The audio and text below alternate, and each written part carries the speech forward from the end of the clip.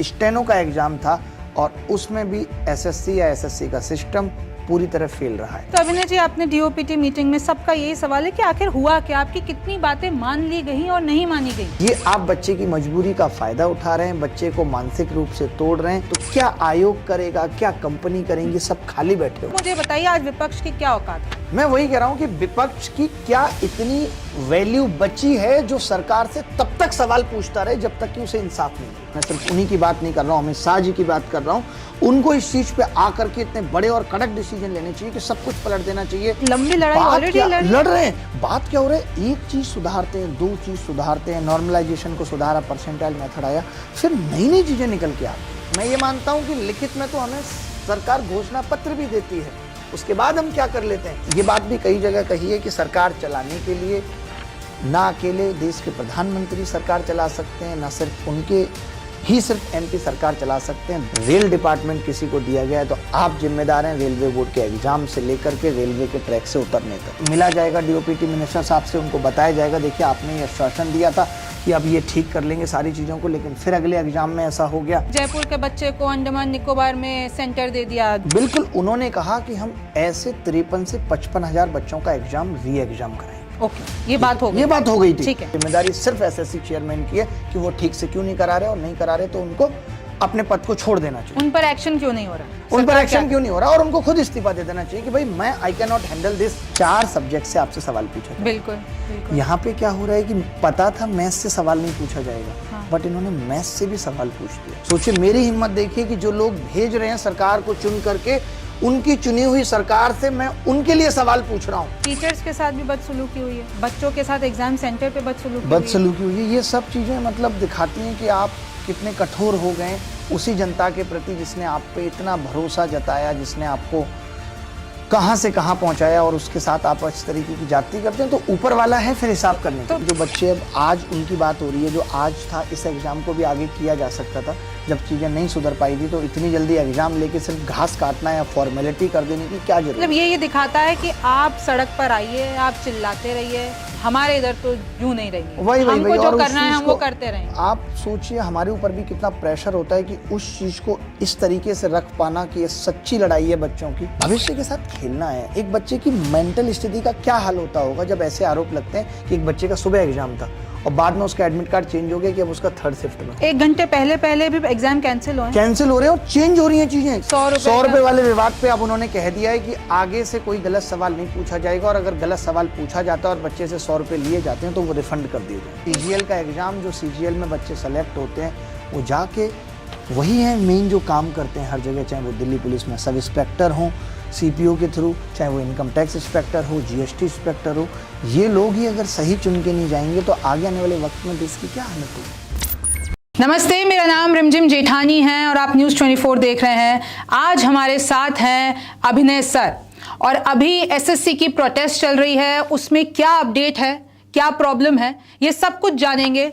बहुत बहुत स्वागत है आपका अभिनय सर। थैंक यू रिमझिम। और मैं इस चीज़ की शुरुआत ऐसे करूँगा कि ये एक मुहिम चल रही है। अभी प्रोटेस्ट कहीं से कहीं भी इनिशिएट नहीं हुआ। अलग अलग राज्यों में जरूर बच्चे डीएम को ज्ञापन दे रहे हैं, कैंडल मार्च निकाल रहे हैं, बट अभी हमारे एंड पे कोई प्रोटेस्ट इनिशिएट नहीं किया गया। हमने अभी ये कहा है कि जो सिस्टम में खामियां हैं उसके लिए हम डीओपीटी मिनिस्टर साहब से मिलेंगे, पहली हमारी मांग थी, जो हम मिल के पूरी कर चुके हैं। मिलने के बाद हमारी मांगे थी कि इस सिस्टम को सही कैसे किया जा सकता है, जिसपे एक एक पॉइंट पे हमने बात की थी उनको, और उन्होंने आश्वासन दिया था कि ये सब चीज़ें ठीक हो जाएंगी। साथ में एसएससी चेयरमैन भी बैठे हुए थे, उन्होंने कहा था कि आगे आने वाले वक्त में ऐसी चीज़ें नहीं होंगी। लेकिन दुख की बात यह है कि जब मैं आपके साथ बैठा हूं तो आज स्टेनो का एग्जाम था और उसमें भी एसएससी या एसएससी का सिस्टम पूरी तरह फेल रहा है। तो मतलब आप आगे प्रोटेस्ट करने वाले हैं? और अभी तो आवाज देखिए, अभी आपको भी मालूम है 15 अगस्त है, संसद चल रही है। मैं कोई भी चीज को शासन व्यवस्था के खिलाफ नहीं करना चाहता। मेरी लड़ाई सरकार के खिलाफ नहीं है, मेरी लड़ाई इस खराब सिस्टम के खिलाफ है।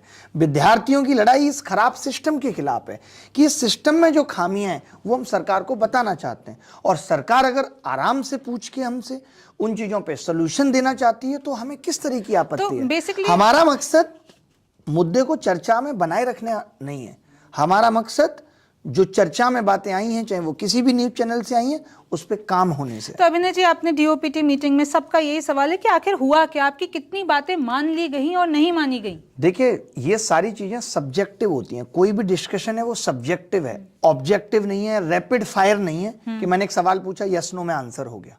सारी चीजों पे डिस्कशन हुआ, वहां तक बात पहुंचाई गई कि ये सब चीजें हो रही हैं, और उन्होंने तुरंत चेयरमैन साहब को पूछा कि भाई ये सब चीजें हो रही हैं, आपका सिस्टम फेल कर रहा है, आप कैसे ठीक करोगे?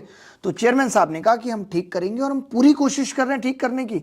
बट अगर ऐसा था, आप इससे संतुष्ट हैं? नहीं, अगर मान लेते हैं कि मैं उस पॉइंट पे एकदम संतुष्ट नहीं हूं, तो मेरे पास रास्ता क्या है, या वो भी क्या रास्ता दे सकते हैं? वो किस तरीके से ये कह सकते थे? लोग कह रहे हैं कि लिखित में आपको क्या मिला। मैं ये मानता हूं कि लिखित में तो हमें सरकार घोषणा पत्र भी देती है, उसके बाद हम क्या कर लेते हैं। अगर वहां 5 चीजें लिख के दे भी दी जाती और फिर प्रॉब्लम होती, तो आवाज तो दोबारा भी उठानी पड़ती ना।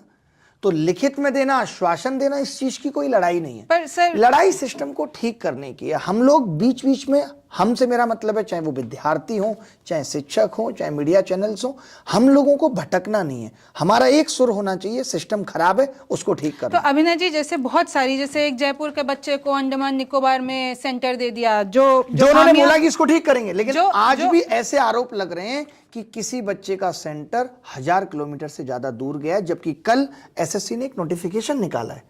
आप ये कह सकते हैं कि उस मीटिंग के बाद ये डिसाइड किया गया कि इन्होंने एक नोटिफिकेशन डाल के बताया है कि इतने % बच्चों को उनके सेंटर्स वही मिले हैं जो उन्होंने टॉप 3 प्रेफरेंसेस मुझे एक बात बताइए, बहुत सी ऐसी चीजें सामने आई कि कोई दे नहीं पाया, उधर पहुंचे तो सिस्टम खराब, उधर पहुंचे तो माउस खराब।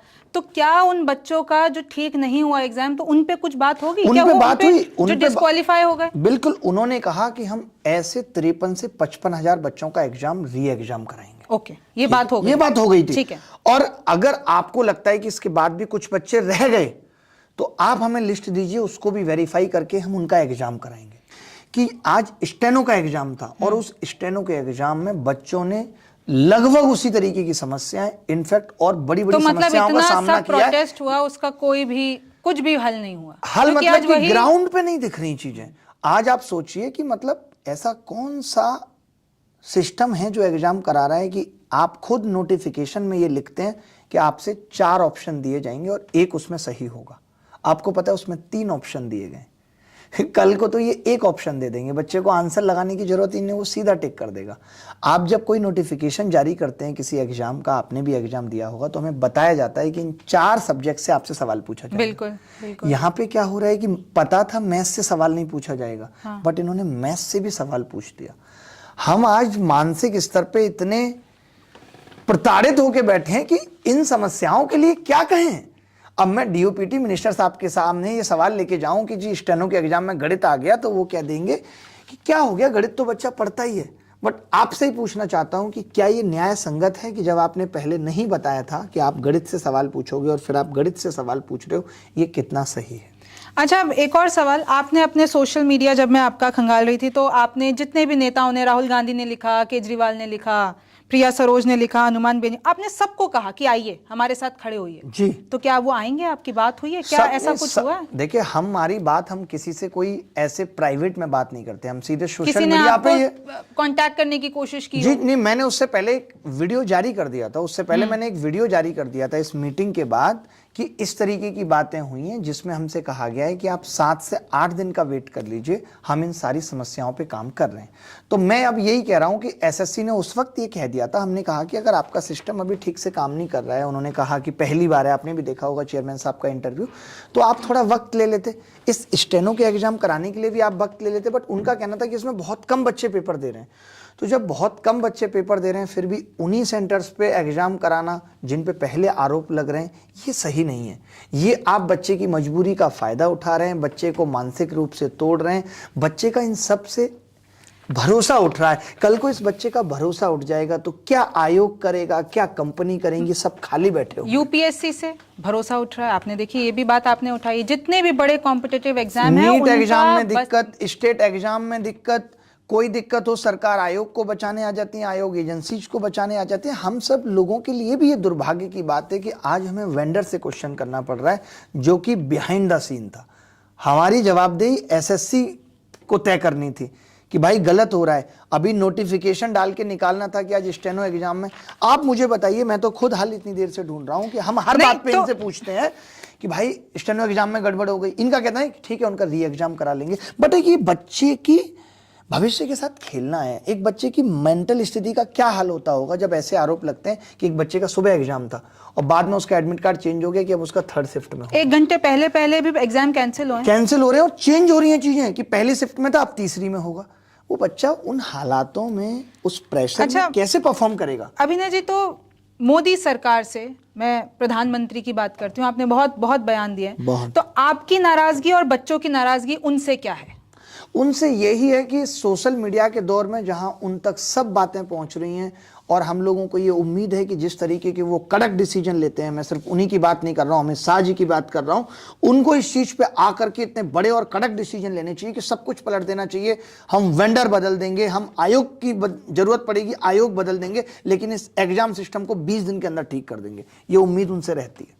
पर आपने अभी हाल ही में एक बयान में कहा कि वो बर्थडे खेलते रहते हैं, इनको बर्थडे विश करना है, उनको कभी बच्चों के लिए पोस्ट तो नहीं मैं आज भी ये कह रहा हूं कि उनकी मनसा में, उनकी प्रायोरिटी में ये चीजें नहीं है। जब हम एक देश के अंदर चुनाव इतने अच्छे से करा लेते हैं, सारे लोगों को हम जिम्मेदारी असाइन कर देते हैं, चाहे वो सरकारी शिक्षक या कोई भी, तो हम एग्जाम इतने अच्छे से क्यों नहीं करा पा रहे? बात मेरे आरोप लगाने की नहीं है, बात जो इतना, क्या मैं अकेला आदमी आरोप लगा करके पूरे सोशल मीडिया पे SSC vendor failure, SSC mismanagement कर सकता हूं? मेरे पास तो अपनी 2 लोगों की टीम नहीं है। डेफिनेटली आपने कहा, ये चीज कही, आपने कहा कि आज विपक्ष की कुछ औकात नहीं, आप प्रोटेस्ट कर रहे थे, तो आप मुझे बताइए आज विपक्ष की क्या औकात है? मैं वही कह रहा हूं कि विपक्ष की क्या इतनी वैल्यू बची है जो सरकार से तब तक सवाल पूछता रहे जब तक कि उसे इंसाफ नहीं मिल रहा। मैं ये पूछना चाहता हूं, खाली सवाल उठा दिया, हम संसद में सवाल उठा देंगे, उन सवालों पे जवाब कौन देगा? तो क्यों नहीं दिया जा रहा? इसीलिए मैंने ये बात भी कई जगह कही है कि सरकार चलाने के लिए ना अकेले देश के प्रधानमंत्री सरकार चला सकते हैं, ना सिर्फ उनके ही सिर्फ एमपी सरकार चला सकते हैं। देश तब आगे निकलेगा जब सब मिलकर वो 545 लोगों को अलग अलग चीज़ों की जिम्मेदारी दी जाए और उनकी जवाबदेही सुनिश्चित की जाए। रेल डिपार्टमेंट किसी को दिया गया है तो आप जिम्मेदार हैं, रेलवे बोर्ड के एग्जाम से लेकर के रेलवे के ट्रैक से उतरने तक, ये सब की जवाबदेही तय होनी चाहिए। ऐसा नहीं है, और ये सब भी जब हर चीज की रील बाहर आ जाती है कि लोग कैसे बैठ रहे हैं, कैसे चल रहे हैं, तो इन सब चीजों की भी रीलें बाहर आनी चाहिए कि देखिए आज मीटिंग हुई इस चीज पे कि हम कैसे एग्जाम सिस्टम को ठीक कर देंगे। ये बड़ा मुद्दा है। ये वो लोग सिस्टम में जाने वाले हैं जो आगे आने वाले देश को 30 साल तक चलाएंगे। अभिनय जी, आप जैसे कि समझाते बहुत अच्छा है, अब जिन लोगों को नहीं पता है कि एसएससी क्या है, क्यों बच्चे विरोध कर रहे हैं, और इससे अगर एसएससी बच्चे कितना 7-7, 8-8 साल, 9-9 साल तैयारी करते हैं और 7 सेकंड में उनको पता चलता है, 7 मिनट में पता चलता है कि उनके साथ अन्याय हो गया, उनकी पूरी, तो आखिरकार ये है क्या? जरा अगर आपको मैं पूरा बता देता हूं। ये लगातार सिस्टम खराब होता जा रहा है, हर साल का रिजल्ट कोर्ट में चला जाता है, तो सरकार इसके लिए जिम्मेदार है कि लोगों में इतना विरोध क्यों है। एक बार कोर्ट में गए हम मानते हैं, 2017 में एग्जाम लीक हुआ, सीबीआई जांच हुई, आपने क्या सीखा? आप 2018 में यूएफएम करके आपने अनफेयर करके बच्चों को बाहर कर दिया। 2022 में आपने नॉर्मलाइजेशन इस तरीके से लगाया कि बहुत सारे अच्छे बच्चे बाहर हो गए क्योंकि आप डिफिकल्टी लेवल एग्जाम की नहीं सेट कर पा रहे थे। 2023 में आपने गलत सवाल पूछ लिए और वो कोर्ट में आज भी केस है, 2 साल हो गई। 2024 में आपने सेम चीज की। तो ये दिख रहा है कि सरकार इन चीजों पे सोच नहीं रही। बार बार किसी एग्जाम के रिजल्ट का कोर्ट में जाना, मैं मानता हूं कि आयोग की नाकामी का नतीजा है।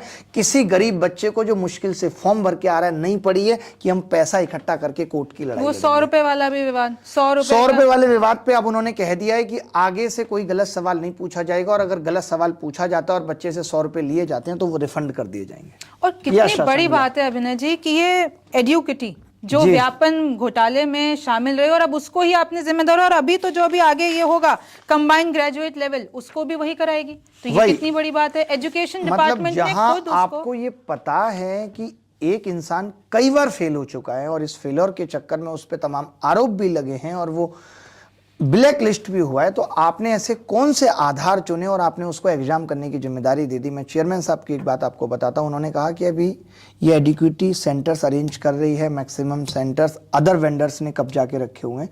तो जब आप किसी को चुनते हैं तो आप उससे कुछ रिटर्न में भी लेते होंगे कि अभी आपके पास कितने सेंटर हैं, या आपने कितने सेंटर्स फाइनल कर दिए हैं, या सिर्फ टेंडर देने के बाद एग्जाम से 5 दिन पहले वो कंपनी सेंटर ढूंढना शुरू करती है।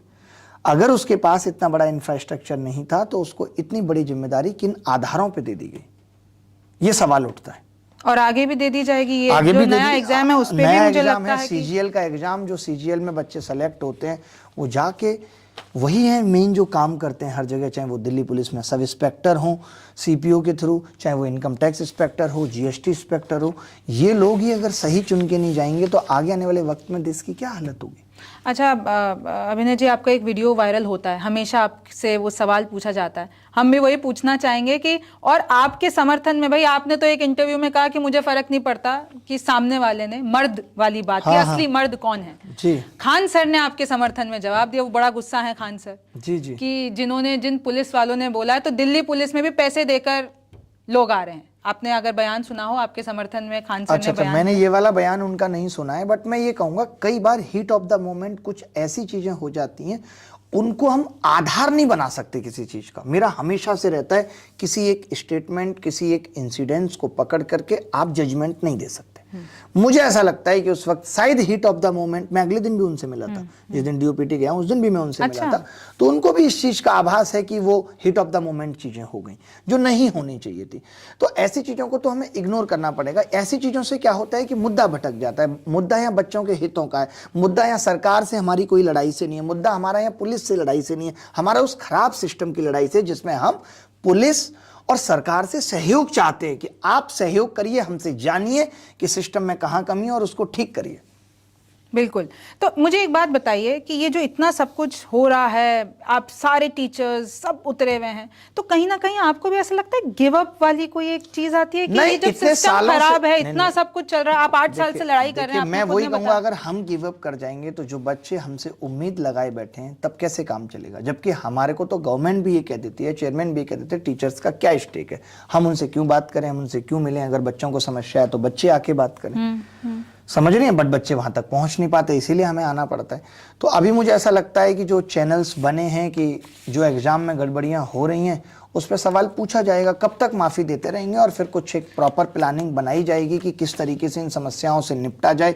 दोबारा मिला जाएगा डीओपीटी मिनिस्टर साहब से, उनको बताया जाएगा देखिए आपने ये आश्वासन दिया था कि अब ये ठीक कर लेंगे सारी चीज़ों को, लेकिन फिर अगले एग्जाम में ऐसा हो गया तो ऐसा कब तक चलता रहेगा। सवाल तो यही है ना, पेपर लीक हो जाते हैं, इतनी सरकारी भर्तियां निकलती हैं, खाली पड़ी हैं सीटें, फिर भी आप ऐसे घोटाले कर रहे हो, तो इसका जिम्मेदार कौन है? लड़ाई इसी चीज के खिलाफ थी कि इस एग्जाम सिस्टम को ठीक करिए। लड़ाई थी इसी चीज के खिलाफ कि ये खराब हो गया है, वैकेंसी टाइम से नहीं आ रही, टाइम बाउंड भरी नहीं जा रही है, नोटिफिकेशन आ जाता है, उस नोटिफिकेशन में आप नहीं बताते कब आप प्री एग्जाम लेंगे, कब आप मेंस एग्जाम लेंगे, सब कुछ टेंटेटिव होता है, आप आउट ऑफ द सिलेबस चले जाते हैं। अगर आपको ज़्यादा पूछना है तो आप नोटिफिकेशन में मेंशन करिए। आपके CHSL जो 12th बेस्ड एग्जाम है, वो CGL जो ग्रेजुएट लेवल एग्जाम है, उसका नोटिफिकेशन में ऑलमोस्ट सिलेबस आप सेम दे देते हो। तो इन सब चीज़ों में सुधार की जरूरत थी। सुधार अपडेशन मांग रहे हैं हम कि एजुकेशन सिस्टम को अपडेट करिए, वो जो पुराने तरीके से चल रहा था उससे भी ज्यादा। तो आपको क्या लगता है सही तरीका क्या होगा? या तो ये जो इतनी कमियां हैं उसको ठीक करना, या फिर ऑल टुगेदर एक नया सिस्टम बना देना? क्योंकि आपके यूपीएससी देख लीजिए, ऑल टुगेदर नया सिस्टम बनाना एक सोल्यूशन है, बट मुझे ऐसा लगता है कि इसीलिए इतने सारे इन्वॉल्व किए जाते हैं लोग कि हम एक दूसरे पे आरोप करके निकल जाएं कि ये इसकी कमी की वजह से हुआ है। अगर कोई बच्चा एसएससी का फॉर्म भरता है तो जिम्मेदारी सिर्फ एसएससी की है, जिम्मेदारी सिर्फ एसएससी चेयरमैन की है कि वो ठीक से क्यों नहीं करा रहे, और नहीं करा रहे तो उनको अपने पद को छोड़ देना चाहिए। उन पर एक्शन क्यों नहीं हो रहा है? उन पर एक्शन क्यों नहीं हो रहा, और उनको खुद इस्तीफा दे देना चाहिए कि भाई मैं I can not handle this, बता देना चाहिए।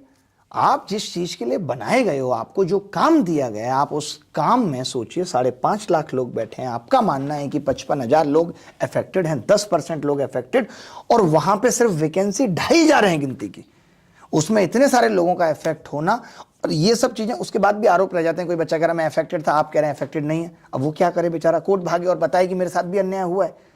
तो ये सब चीजें जो हो रही हैं ये बहुत तकलीफ दे हैं। आपको क्या लगता है कितना वक्त लग जाएगा इसको सुधारते सुधारते? आप एक लंबी लड़ाई ऑलरेडी लड़ रहे हैं। बात क्या हो रहा है, एक चीज सुधारते हैं, 2 चीज सुधारते हैं, नॉर्मलाइजेशन को सुधारा, परसेंटाइल मेथड आया, फिर नई नई चीजें निकल के आती हैं, नई नई कमियां निकल के आती हैं कि अब इस कमाई के लिए, इस कमी के लिए लड़ना है, अब इस कमी के लिए लड़ना है, और कब तक ये सब चलेगा? तो ये जो बच्चे क्योंकि ऐसे में क्या होता है, बहुत सारे ऐसे बच्चों का भविष्य अंधकार में चला जाता है जिनका आखिरी अटेम्प्ट था। आपने तो कह दिया पहली बार था, आपके लिए पहली बार था, लेकिन जो बच्चा जिसका आखिरी सपना था वो तो कुचल गया। और कहीं हमने ऐसे भी केसेस सुने हैं जहां उन्होंने जिंदगी से भी अपनी जंग हार दी है इन सारी चीजों। बिल्कुल बिल्कुल, लेकिन हम बच्चों को भरोसा देते हैं और उम्मीद देते हैं कि देखिए वक्त बदलता है, सबका बदलेगा, और सबका बदला भी है। ये सब चीजें भी सुधरी हैं, इससे पहले भी बहुत सारी चीजों में खामियां थी, वो भी सुधरी हैं, देश भी बदला है।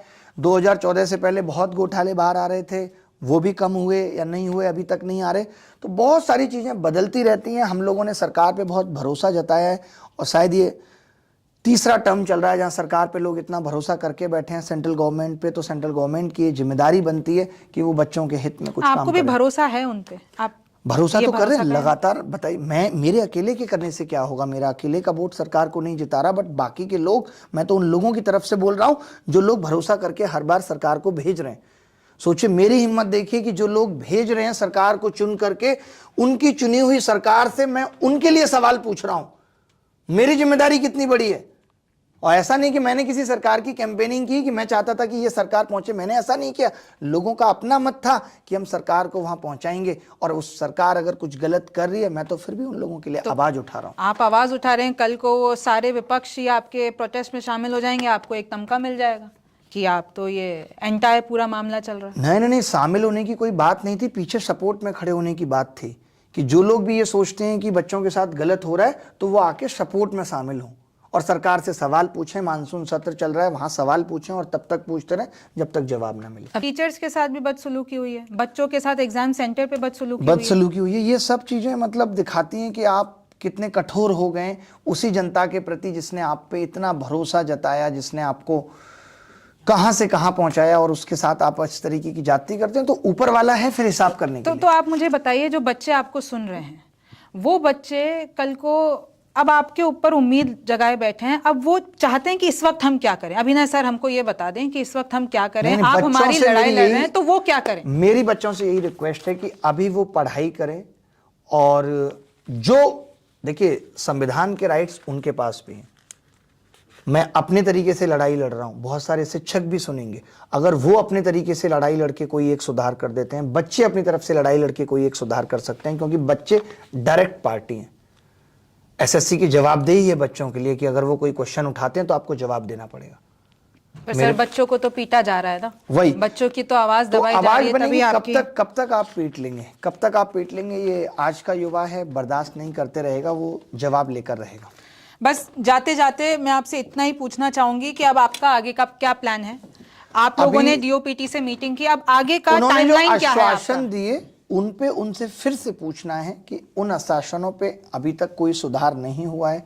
चेयरमैन साहब से पूछना है, शायद आज मीडिया भी कोई पूछेगी चेयरमैन साहब से कि जो आपने वादा किया था वो पूरा नहीं हुआ, तो उनके जवाब का इंतजार करते हैं। उन्होंने 7 दिन का वक्त मांगा था, तो 7 दिन के वक्त का इंतजार करते हैं और फिर और आपको लगता है जो अभी अगला एग्जाम आने वाला है उससे पहले कुछ समाधान निकल सकता है? उससे पहले तो नहीं निकलेगा, आगे वाला एग्जाम तो पोस्टपोन्ड होगा और तब शायद इनको टाइम मिलेगा। लेकिन जो बच्चे, अब आज उनकी बात हो रही है, जो आज था इस एग्जाम को भी आगे किया जा सकता था। जब चीजें नहीं सुधर पाई थी तो इतनी जल्दी एग्जाम लेके सिर्फ घास काटना या फॉर्मेलिटी कर देने की क्या जरूरत? मतलब ये दिखाता है कि आप सड़क पर आइए, आप चिल्लाते रहिए, हमारे इधर तो यूं नहीं रहेंगे, हमको जो करना है हम वो करते रहेंगे। आप सोचिए हमारे ऊपर भी कितना प्रेशर होता है कि उस चीज को इस तरीके से रख पाना कि ये सच्ची लड़ाई है बच्चों की, सरकार तक उस बात को पहुंचाने में भी हम बहुत ताकत लगाते हैं। आसान नहीं है ये लड़ाई लड़ना, वो भी उस इंटेंशन के साथ कि नहीं हम छात्रों के हित के साथ खड़े। हर कोई ये कहने के लिए तैयार है, नहीं आपका पर्सनल हित हो सकता है, आपका कोई प्रोपेगेंडा हो सकता है, ये विपक्ष की पार्टी का हो सकता है। तो सोचिए इन सब चीजों के बीच में रह करके अपनी लड़ाई को जिंदा रख पाना भी बहुत बड़ा। आप उधर लड़ रहे हैं, आपके पीछे से यही आरोप लग रहे हैं कि आपका कोई प्रोपेगेंडा, आप अपने व्यूज कमा रहे हैं। देखिए व्यूज, आप अपने जो है कमाई फिर उधर कोचिंग सेंटर्स पे सवाल उठ जाते हैं, आज के बिजनेस पे सवाल, बहुत सी ऐसी चीजें आपको भी फेस करनी पड़ती होगी। जी जी जी जी बिल्कुल बिल्कुल बिल्कुल। तो थैंक यू सो मच अभिनय जी। देखिए जब भी कोई किसी चीज को लीड करता है आजादी की लड़ाइयों में, आज लोग गांधी साहब पे भी उंगली उठा देते हैं, तो उंगली उठाने को आप रोक नहीं सकते। जब भी आप कोई लड़ाई लड़ने जाएंगे तो बाद में ऐसा होगा, जब आप जीतेंगे तो सब लोग वाई वाई करेंगे, जब आप जीतने के प्रोसेस में होंगे बीच बीच में तो लोग आपको तोड़ने की कोशिश करेंगे। ये आपकी मानसिक स्थिति है, उसको मजबूत बनाए रखना है। मैं छात्रों से भी यही कहूँगा, शिक्षकों से भी यही कहूँगा कि कोशिश सही दिशा में सही जगह पहुंचने की है, उसको भटकने नहीं देना। जाते जाते एक और आपका दिल क्या कहता है कि ये जो आप जिस राह पे निकल चुके हैं अभी कितना और लंबा जाएगा, ये कितना लंबा जाएगा? कुछ भी नहीं कहते, बस मेरा दिल ये जरूर कहता है कि ये वक्त बदलेगा और ये चीजें सुधरेंगी। अगर आपके इंटेंशन प्योर हैं, अगर आपका दिल साफ है, अगर आप सच्चे मन से लड़ रहे हो, अगर आप बहुत सारी चीज़ों को त्याग के लड़ रहे हो, आप अपने हितों को साइड में रख दिया अपने बच्चों के हितों के लिए, तो जरूर बदलेगा, क्योंकि कोई हो ना हो ऊपर वाला देख रहा है। अभिनय जी, लाखों करोड़ों बच्चों की उम्मीदें आपसे हैं और हम भी यही चाहते हैं कि जो लड़ाई है इसमें बच्चे जीत के निकले, क्योंकि आपका भी यही मानना है, हमारा भी यही मानना है। बहुत बहुत धन्यवाद। Thank you very much. आप न्यूज़ 24 देख रहे थे। मेरा नाम रिमझिम जेठानी है। आप लोगों से फिर मुलाकात होगी।